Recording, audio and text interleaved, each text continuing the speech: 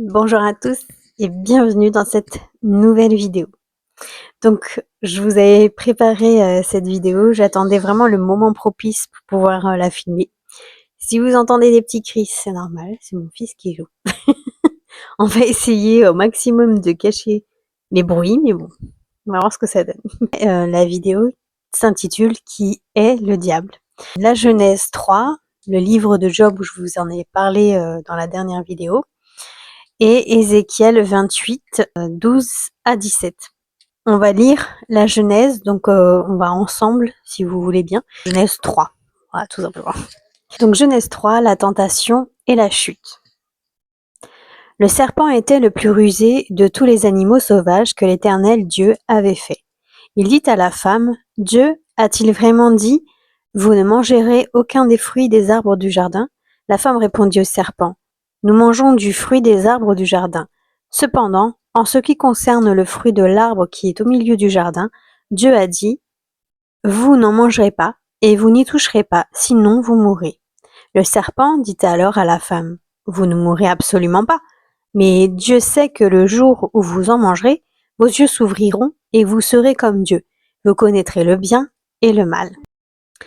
La femme vit que l'arbre était porteur de fruits bons à manger, agréables à regarder et précieux pour ouvrir l'intelligence. Elle prit de son fruit et en mangea. Elle en donna aussi à son mari, qui était avec elle, et il en mangea. Leurs yeux à tous les deux s'ouvrirent, et ils prirent conscience qu'ils étaient nus. Ils attachèrent des feuilles de figuier ensemble et s'en firent des ceintures. Quand ils entendirent la voix de l'Éternel Dieu en train de parcourir le jardin vers le soir, l'homme et sa femme se cachèrent loin de l'Éternel, au milieu des arbres du jardin. Cependant l'Éternel Dieu appela l'homme et lui dit, « Où es-tu » Et il répondit, « J'ai entendu ta voix dans le jardin et j'ai eu peur, parce que j'étais nu. Alors je me suis caché. » L'Éternel Dieu dit, « Qui t'a révélé que tu étais nu? Est-ce que tu as mangé du fruit de l'arbre dont je t'avais interdit de manger? » L'homme répondit, « C'est la femme que tu as mise à mes côtés qui m'a donné de ce fruit et j'en ai mangé. » L'Éternel Dieu dit à la femme, « Pourquoi as-tu fait cela? » La femme répondit, « Le serpent m'a trompée et j'en ai mangé. » L'Éternel Dieu dit au serpent, « Puisque tu as fait cela, tu seras maudit parmi tous les bétails et tous les animaux sauvages. Tu marcheras sur ton ventre et tu mangeras de la poussière tous les jours de ta vie. Je mettrai l'hostilité entre toi et la femme, entre ta descendance et sa descendance. Celle-ci t'écrasera la tête et tu lui blesseras le talon. Il dit à la femme, j'augmenterai la souffrance de tes grossesses, c'est dans la douleur que tu mettras des enfants au monde. Tes désirs se porteront vers ton mari, mais lui, il dominera sur toi. Il dit à l'homme, puisque tu as écouté ta femme et mangé du fruit au sujet duquel je t'avais donné cet ordre, tu n'en mangeras pas, le sol est maudit à cause de toi.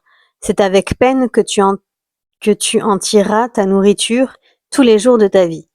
Il te produira des ronces et des chardons, et tu mangeras de l'herbe des champs.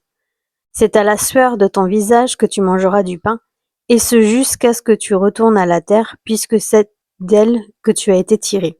Oui, tu es poussière et tu retourneras à la poussière. Adam appela sa femme Ève, car elle devait être la mère de tous les vivants. L'Éternel Dieu fit des habits en peau pour Adam et pour sa femme, et il les leur mit. L'Éternel Dieu dit, voilà que l'homme est devenu comme l'un de nous pour la connaissance du bien et du mal. Maintenant, empêchons-le de tendre la main, de prendre aussi du fruit de l'arbre de vie, d'en manger et de vivre éternellement. Ainsi, l'Éternel Dieu le chassa du jardin d'Éden pour qu'il cultive la terre d'où il avait été tiré. Après avoir chassé Adam, il posta à l'est du jardin d'Éden les chérubins qui agitent une épée flamboyante pour garder le chemin de l'arbre de vie. Alors dans ce passage, on voit effectivement que, enfin on va parler seulement du serpent, donc on a compris que serpent c'était diable. Le diable c'est la tentation. Si vous voulez, les croyants savent ce qu'il en est et puis voilà, ils croient en cette histoire. Mais comparé aux athées, les athées ne comprennent pas et puis voilà, ils comprennent pas cette façon d'expliquer. Pour eux, en fait, ça reste de la mythologie. Évidemment, moi, je peux savoir ce qu'un athée peut ressentir puisque je l'étais avant. Et puis j'ai aussi, maintenant que je suis croyante, j'ai aussi ce sentiment de compréhension et de aussi me mettre à la place des croyants. Je peux comprendre en fait les deux positions. Donc ce qui est important là, en fait, moi, ce que vraiment je voulais démontrer, c'était que si vous ne croyez pas en un être, donc ce qu'on sait du diable, en fait, c'est un ange déchu qui a désobéi à Dieu pour ça, hein, pour la jeunesse, parce qu'il a tenté Adam et Ève. Et donc, et puis non, avant cela, je crois que c'est dans Ézéchiel 28, 12 à 17, donc on va le lire. Alors, je vous invite, vous, à lire Ézéchiel 28, à commencer, mais nous, on va lire le verset 12, à partir du 11. La parole de l'Éternel m'a été adressée. Fils de l'homme, prononce une complainte sur le roi de Tyr. Tu lui annonceras, voici ce que dit le Seigneur l'Éternel. Tu représentais la perfection, tu étais plein de sagesse, tu étais d'une beauté parfaite, tu étais en Éden, le jardin de Dieu. Tu étais couvert de toutes sortes de pierres précieuses, de sardoine, de topaze, de diamants, de chrysolite, d'onyx, de jaspe, de saphir, d'escarboucle, d'émeraude, ainsi que d'or. Tes tambourins et tes flûtes étaient à ton service, préparés pour le jour où tu as été créé. Tu étais un chérubin protecteur aux ailes déployées. Je t'avais installé et tu étais sur la sainte montagne de Dieu. Tu marchais au milieu des pierres étincelantes. Tu as été intègre dans ta conduite depuis le jour où tu as été créé, et ce jusqu'à ce qu'on trouve de l'injustice chez toi. Je dépasse le 16. À cause de la grandeur de ton commerce, tu as été rempli de violence et tu as péché. Je te précipite de la montagne de Dieu et je te fais disparaître, chérubin protecteur, du milieu des pierres étincelantes. Ton cœur enorgueilli, je sais pas comment on dit, à cause de ta beauté, tu as corrompu ta sagesse à cause de ta splendeur. Je te jette par terre, je te livre en spectacle au roi, par le grand nombre de tes fautes, par l'injustice de ton commerce, tu as profané des sanctuaires, je fais sortir du milieu de toi un feu qui te dévore, je te réduis en cendres sur la terre devant tous ceux qui te regardent. Tous ceux qui te connaissent parmi les peuples sont consternés à cause de ce qui t'arrive, tu provoques de la terreur, tu n'existeras plus jamais. Moi j'avais entendu dire que c'était partie où Dieu prend en grippe Satan.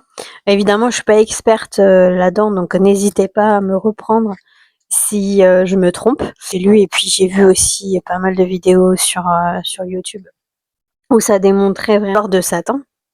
Donc ce qu'on comprend, c'est que c'était un chérubin, que c'était un ange parmi les autres anges. C'est pour ça qu'au départ, quand moi je croyais aux anges, je comprenais pas qu'il puisse y avoir des anges contre Dieu.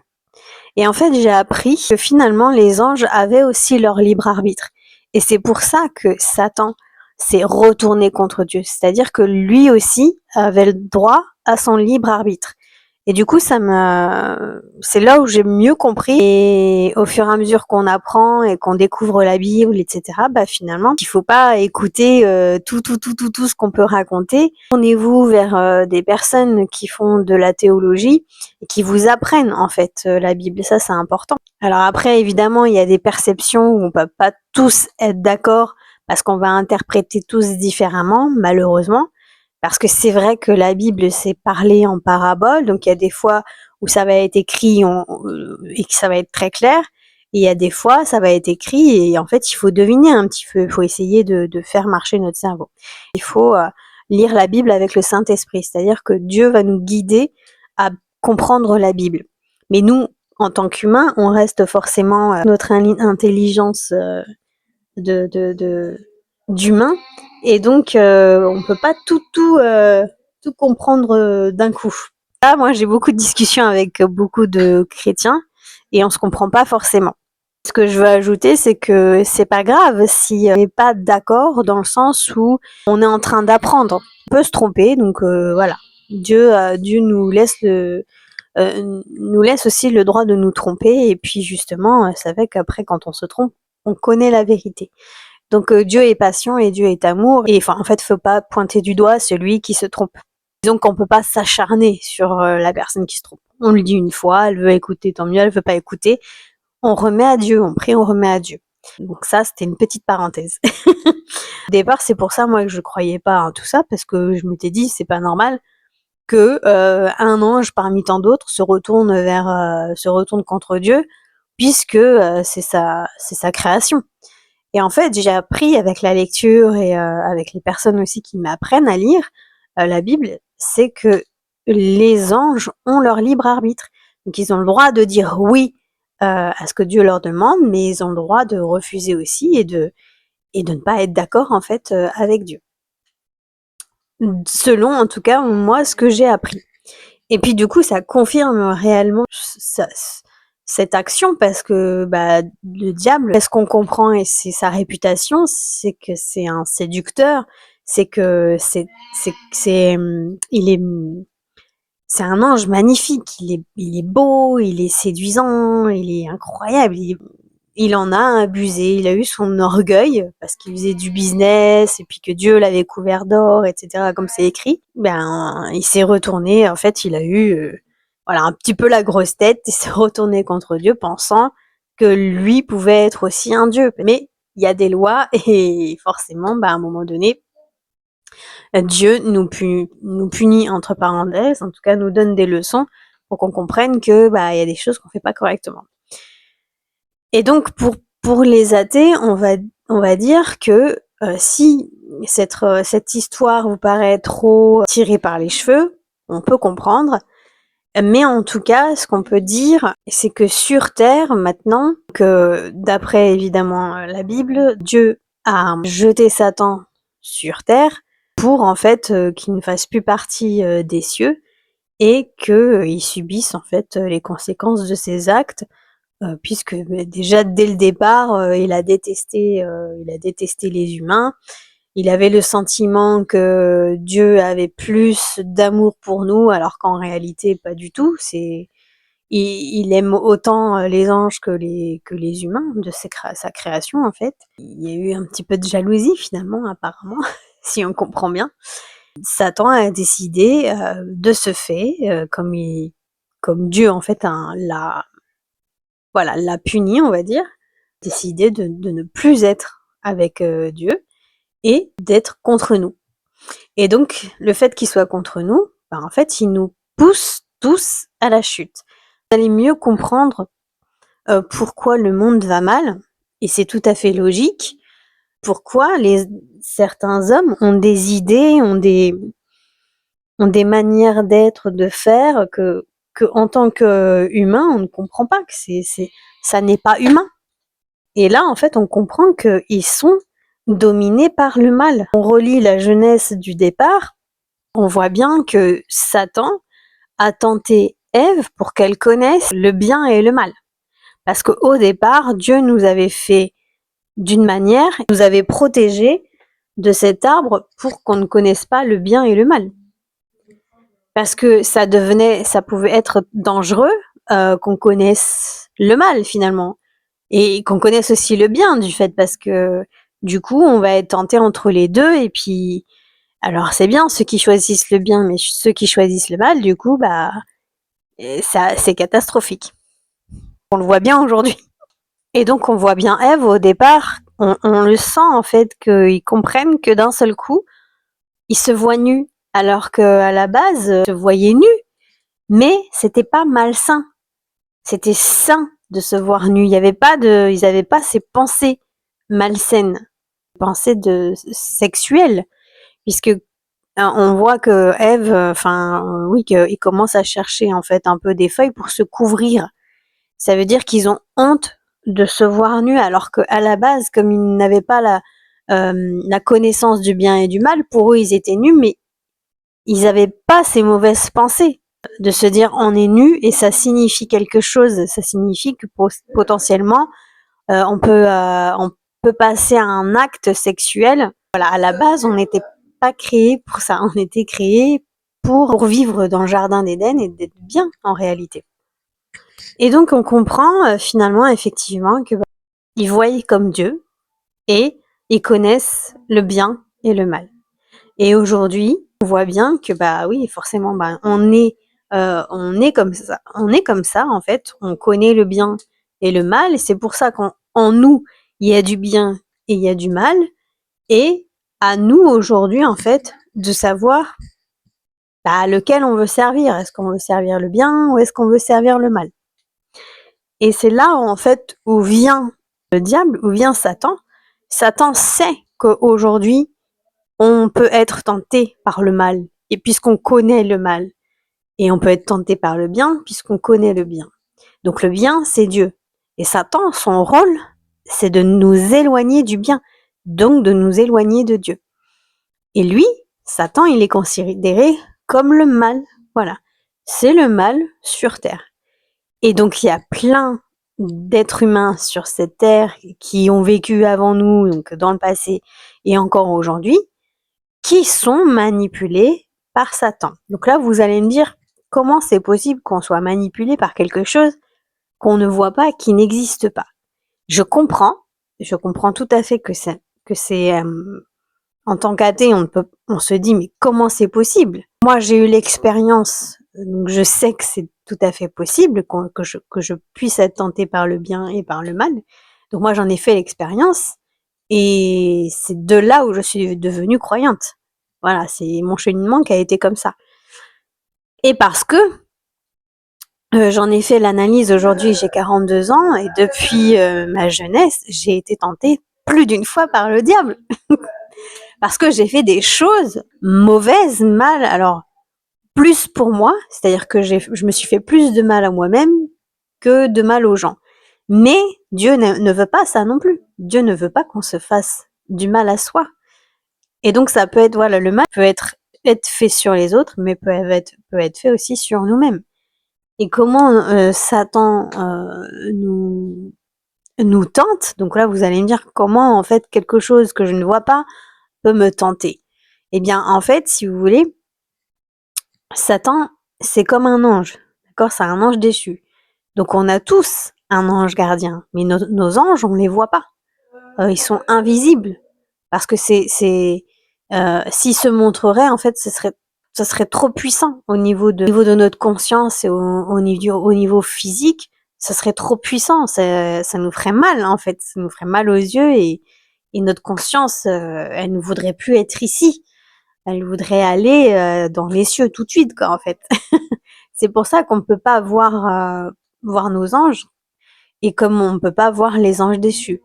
Mais par contre, ils sont là malgré tout. Ils sont autour de nous. Je pense qu'il y a beaucoup d'expériences paranormales dans le sens où il y a des gens qui ont vécu des choses paranormales, que ce soit par des anges déchus, mais aussi par leurs propres anges. Moi, j'ai plein de témoignages où des personnes ont senti que elles ont été sauvées in extremis par quelque chose qu'elles n'ont pas vu, mais en tout cas, elles ont été comme téléportées, quoi. Et puis nous, comme on est humains et qu'on a notre intelligence, il y a des gens qui sont spirituels et elles comprennent tout de suite que c'est leur ange. Et les plus cartésiens, et donc les athées, vont trouver toujours des excuses à ça. Mais quand vous regardez vraiment, et je pense que ça arrivait au moins une fois dans notre vie à tous, que ce soit sauvé par un ange ou que ce soit être tenté par le diable, on a tous eu au moins une expérience invisible, on va dire, dans notre vie. Je vous laisse mettre en commentaire, vous, vos expériences que vous avez vécues, et même en tant qu'athée, vous pouvez mettre ce que vous avez vécu sans évidemment penser que c'est un ange. Peut-être que vous vous posez des questions, ouais, peut-être aussi. On est là pour vraiment démystifier un peu tout ça et puis de se dire que potentiellement ça peut exister. Donc nous, en tant que croyants, on en est sûr maintenant. Mais je comprends la position d'athée en se disant que c'est juste de la mythologie. Mais quand on voit le monde aujourd'hui, à quel point il est manipulé par le mal, nous, en tant que croyants, on n'a aucun doute que c'est Satan, en fait, qui dirige ce monde. Dans la Bible, tout est écrit. Tout ça, c'est écrit. Donc, on n'a plus de doute. On n'a pas de doute, on n'a plus de doute. Du coup, je vous avais fait une vidéo en vous expliquant comment Satan nous tente. Donc, Satan, en fait, il nous tente par le mal qu'il y a en nous. Donc, on a tous, comme je vous ai dit, du bien et du mal en nous. Et si on veut déployer notre mal, bah, c'est Satan qui va venir et puis qui va chercher nos failles et qui va essayer de nous guider. Et si on veut le bien malgré tout, bah, on va essayer de se tourner au mieux vers les choses bien et peut-être qu'on rencontrera Dieu à ce moment-là. Mais ça ne veut pas dire que le Satan ne nous tentera pas, justement, parce que plus on veut se tourner vers Dieu, et plus Satan viendra nous choper et nous chercher nos failles pour nous détourner encore de Dieu. Et en fait, moi, ça a été ça pendant 20 ans, quoi. Donc de mes 20 ans à mes 40 ans aujourd'hui. Et j'ai compris que j'ai été tentée plus d'une fois. Alors après, il reste notre libre arbitre. Ça veut dire que on peut pas mettre sur le dos, par exemple, j'ai décidé de faire du mal à quelqu'un, je peux pas dire ah bah oui mais c'est à cause de Satan. Ça ne fonctionne pas comme ça. On sait qu'on a notre libre arbitre, que ce soit pour l'un ou que ce soit pour l'autre, de toute façon. Donc si je décide aujourd'hui de faire du mal, c'est parce que je l'ai décidé. Je garde le choix de faire ce que je veux. Donc je garde le choix de faire du bien ou je garde le choix de faire du mal. Donc on peut pas dire, parce que souvent on entend ça, oui, mais alors c'est trop facile. Si on nous dit que Satan nous contrôle, alors pas être jugé sur ça. Si, en réalité, on garde quand même notre libre arbitre. Et quand on a des états de possession, la possession, elle n'est pas en continu. C'est des moments de possession, des phases de possession. Ça veut dire qu'on garde, nous, notre choix, mais la tentation est tellement plus intense et plus difficile à résister que, bah, en fait, on se laisse tenter. Et par quoi, en fait, le diable, il nous tente? Bah, c'est par l'orgueil, par la faiblesse aussi, quand on est un peu plus faible, et quand on a tendance aussi à un peu juger les autres. Quand on a des failles, quand on est faible sur certains trucs, donc par exemple moi pendant des années ça a été le sexe, j'ai pas honte de le dire. C'était une de mes faiblesses parce que je pensais, c'est comme ça que je me suis forgée en fait, et je pensais que en donnant mon corps, bah, on allait m'aimer. C'est une croyance complètement fausse en réalité. Et du coup, ça fait que je tombais forcément toujours sur des mauvaises personnes, des personnes malsaines, évidemment, puisqu'elles profitaient de moi. Mais moi, ma croyance, elle était comme ça. Donc, bah, à chaque fois, bah, voilà, c'était une de mes addictions et que j'ai compris aujourd'hui que je me suis trompée et que c'est pas ça l'amour. C'est pas du tout ça l'amour, c'est pas le sexe. L'amour, c'est aimer l'être tel qu'il est et le respecter tel qu'il est. Et ne pas vouloir le changer absolument, non. Si on voit qu'une personne ne nous correspond pas, elle ne nous correspond pas. Et puis ciao, on laisse tomber, on va pas essayer de la changer. Satan, ça va être une sorte d'entité, une sorte de chose invisible qu'on va pas voir et qui va nous guider malgré qu'on ne le voit pas. Donc c'est pour ça qu'on est tenté sans faire attention, parce que c'est quelque chose d'invisible qui existe, mais comme on n'y croit pas, c'est pire, parce que on va être tenté plus facilement. Alors il y a des personnes qui n'y croient pas du tout et du coup qui ont quelque chose de bien en eux et qui ne sont jamais tentés, c'est possible, mais qui ont quand même des défauts et bon, voilà, elles sont pas tentées, mais elles ont ces petits défauts-là que Dieu n'aime pas, mais c'est pas pour autant que ils vont aller en enfer, hein. On n'en est pas là, puisque dans notre croyance, il y a le jugement dernier et que on sera tous jugés par nos actes sur terre. La priorité pour Jésus, c'est de nous aimer les uns les autres. Donc si on a fait du mal aux autres, ça veut dire que potentiellement on les aime pas, ou alors on les a trop aimés et après on les a détestés. Donc c'est pas ce qu'il veut. C'est pas ce qu'il veut. Il veut qu'on s'entende tous bien. On sait que c'est compliqué. On peut pas aimer sans soi. On peut pas adhérer à des gens qui font du mal, par exemple. C'est difficile pour nous en tant qu'être humain d'aimer quelqu'un qui fait du mal, mais ce qu'on peut faire, c'est prier pour cette personne, même si nous on a du mal à l'aimer, on sait que Dieu l'aime, et donc on va prier pour cette personne pour qu'elle puisse sortir de cet engrenage où elle est. Déjà ça, c'est un acte d'amour, de vouloir l'aider. Il y a des personnes, oui, on a vraiment envie de les aider parce qu'elles ont quelque chose qui nous touche et parce que voilà, on a des sentiments. Mais il y a des personnes, on a du mal. Et donc Dieu veut que vraiment que même si on a du mal à l'aimer, à les aimer, ben en tout cas avoir un œil bienveillant et pouvoir lui vouloir du bien. Voilà, c'est un peu ça que ça veut dire. Et donc, bah, nous, on va pas pouvoir, en tout cas, puisque si c'est une personne qui est trop toxique et qui nous fera du mal, et on le sait pertinemment, on va pas aller mettre les pieds dans le plat. Mais par contre, à distance, on sait que bah voilà, on peut prier pour cette personne, même si elle n'est pas dans notre vie et qu'on ne la côtoie pas, et Dieu le sait très bien, c'est aussi qu'on va prier pour elle et que on lui souhaite pas du mal. Voilà, un peu, pour moi en tout cas, c'est comme ça que je perçois les choses et que je peux potentiellement amener le bien vers des personnes qui ont un mal-être en réalité, parce que celui qui souffre et celui qui fait du mal, c'est celui qui a un gros mal-être. Donc ça s'appelle de l'empathie. C'est se mettre à la place de l'autre et comprendre pourquoi il est dans ces états et pourquoi il fait du mal.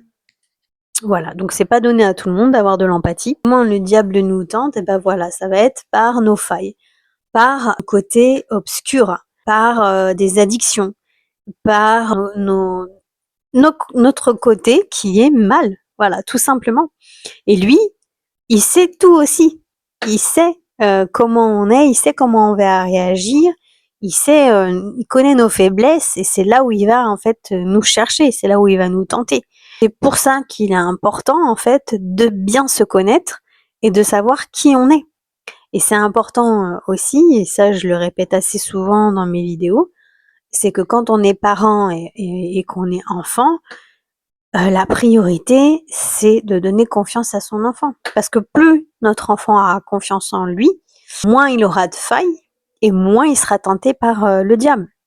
Et puis si on peut, et si c'est dans nos croyances à ce moment-là, expliquer effectivement que Dieu est là malgré tout, tout le temps, et que si notre enfant a un problème, il peut prier et demander à Dieu de l'aider, par exemple. C'est encore compliqué, c'est encore quelque chose de, en tout cas pour moi, que je ne fais pas parce que je ne veux pas influencer. Moi, je veux juste montrer l'exemple et puis après mon enfant fera ses choix plus tard. Mais en tout cas, il voit ce que je fais aujourd'hui, il sait que je suis croyante, devenue croyante, et il m'entend et bon voilà. On parle de Dieu, parfois il me pose des questions, je lui réponds ce que je sais. En tout cas, je ne force pas. Je vais vous expliquer à l'époque, c'était que je pensais être une bonne personne, une très bonne personne, et que je n'avais pas de mauvais côté. Voilà, je pensais ça. Je pensais que j'avais pas du tout de mauvais côté et que j'étais une bonne personne. Donc j'étais totalement dans l'illusion.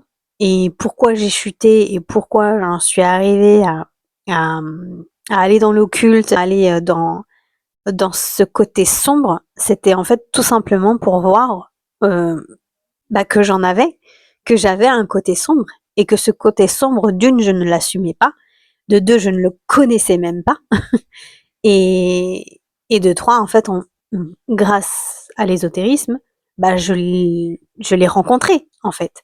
J'ai rencontré mon mauvais côté. J'ai compris qu'il fallait que je travaille sur certains points qui faisaient que à chaque fois j'étais tentée par le diable parce que j'avais ces côtés sombres et que pour moi je n'en avais pas. Et donc il y a plein de personnes qui sont comme moi aujourd'hui sur cette terre, pensant être bien, pensant être une bonne personne. On a tous un côté mauvais et que ces côtés mauvais, il faut les connaître si on veut pas être tenté par le mal.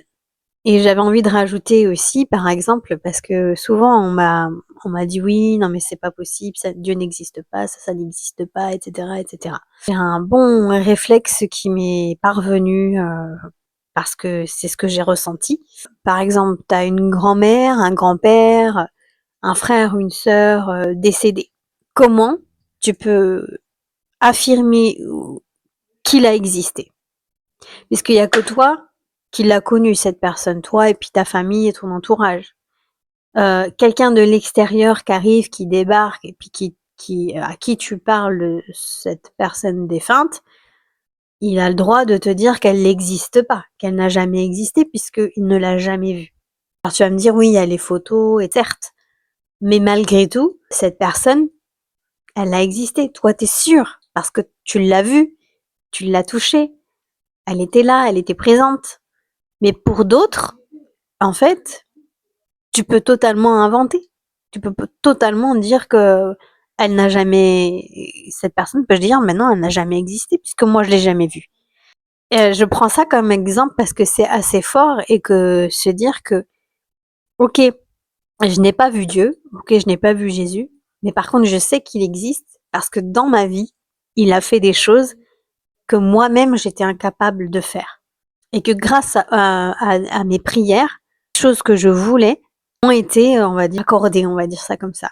Parce que d'une, sûrement que c'était pour moi et que je me connais et que comme je me connais, je sais ce qui est bon pour moi. Donc Dieu me l'a accordé. Et quand je me connais pas assez ou que je vais trop loin dans ce que j'ai envie d'avoir, parce que ça me correspondra pas ou je ne sais pas, Dieu va refuser et c'est pas grave. Puisqu'on dit souvent que Dieu nous refuse quelque chose mais nous donne encore mieux. C'est-à-dire qu'on s'attendait pas à ce qu'il allait nous donner, alors que nous, ça se trouve, on voulait un truc, et puis non, c'est pas pour nous, parce qu'il sait, lui, il nous connaît, il sait que risque peut-être tentation justement de Satan, et que c'est pas pour nous. Par exemple, moi, je sais pertinemment que je ne serai jamais riche. Je le sais, et depuis toute petite, parce que je m'intéresse pas à l'argent. L'argent, c'est pas un truc qui m'intéresse, c'est pas quelque chose qui va me combler, et jamais en fait, jamais. Alors souvent, je suis un peu mal comprise par rapport à ça, parce qu'on me dit oui, mais il y a besoin d'argent, etc., pour vivre, etc. Oui, j'en ai conscience, mais le strict minimum qu'on me donne pour le moment, je le prends parce que je sais aujourd'hui que Dieu va m'apporter un confort que moi j'estime être bon pour moi, de l'argent, mais pas trop. Je sais que j'aurai de l'argent, mais je ne serai pas riche. Voilà, je le sais pertinemment. Et puis c'est quelque chose qui ne m'intéresse pas. Ça m'intéresse pas du tout. Et puis moi, je suis un panier percé. Dès que j'ai de l'argent, je le dépense en fait. Donc Dieu, il le sait très bien. Et parfois, il va me donner au compte-gouttes parce qu'il sait que je vais dépenser, par exemple. Donc à ce moment-là, peut-être que j'ai des efforts à faire là-dessus et peut-être que voilà, petit à petit, j'aurai un peu d'argent. Mais de toute façon, c'est pas et j'ai envie d'être bien, mais j'ai pas envie d'être riche. Voilà, comme la plupart des gens ont envie d'être riches, moi c'est pas quelque chose qui m'intéresse. J'ai pas envie d'avoir un yacht, j'ai pas envie d'avoir de grosses bagnoles, j'ai pas envie d'avoir j'ai pas envie de faire 36 000 voyages, voilà, tout ça, ça m'intéresse pas. Bon bah d'autres personnes ça les intéressera et feront le nécessaire, mais moi c'est pas ce que j'ai envie. Voilà. Moi ce que j'ai envie, c'est ce que j'ai aujourd'hui. C'est un appartement au milieu de la nature, avec des gens avec qui ça se passe très bien. Ensuite, la suite se fera au fur et à mesure. Peut-être que je repartirai. En tout cas, j'ai demandé à être proche de la nature et je vous assure que je suis servie. Je suis en plein cœur de la brousse. Et, euh, et voilà, peut-être que plus tard, ça sera encore plus, je sais pas. Parce que malgré tout, même si Dieu nous l'éloigne petit à petit parce que en fait on fait plus attention à lui, puisqu'on est focus sur Dieu, mais on sait quand même qu'il est là et qu'il essaye malgré tout de nous tenter. Et puis c'est pas dit qu'un jour ou l'autre on repart dans quelque chose de sombre. C'est pas dit, c'est pas dit. Il faut rester éveillé, il faut rester conscient que malgré tout, il est là, il existe, et que parfois, bah, je peux me tromper, c'est peut-être pas la décision de Dieu, c'est peut-être la décision de Satan, et que j'ai pris la mauvaise décision. Tout part de nous, en fait. Et voilà, quand on fait les mauvais choix, et ben, c'est que peut-être, potentiellement, on a été guidé par le mauvais ange. Donc voilà pour cette vidéo. J'espère que ça vous a plu, j'espère que vous avez un peu compris comment je voulais que vous voyiez un peu Satan sans vous faire peur, parce que on ne doit pas avoir peur, hein, puisque Dieu est plus puissant malgré tout que Satan, donc on ne peut pas avoir peur, c'est pas possible. Puis si vous aujourd'hui vous avez le sentiment qu'il est là et qu'il essaye de vous tenter, moi mon pasteur m'a dit il faut que Dieu prenne autorité sur ta vie. Donc tu dois accepter Jésus et dire voilà, c'est Jésus qui guide ma vie, c'est Jésus qui a toute autorité sur ma vie et sur la vie de mes proches, etc., etc. Et donc il y a que lui en fait qui peut me guider. Vous allez voir quand vous allez essayer, vous allez le tester, vous allez voir que les tentations ou les mauvaises pensées vont disparaître d'un coup. Je vous assure que c'est magique. C'est vraiment magique. Moi, parfois, le soir, quand je me couche, j'ai peut-être des mauvaises pensées, mais je prie, voilà, je demande à Dieu qui m'enlève ces pensées, et en bout de 2 secondes, c'est fini, il n'y a plus, je pense déjà à autre chose, mais quelque chose de plus positif. Donc ça, c'est incroyable, faut essayer-le, c'est magique. Donc voilà, je vous souhaite un bon dimanche et je vous dis peut-être à dimanche prochain, je sais pas. Allez, à bientôt, ciao ciao.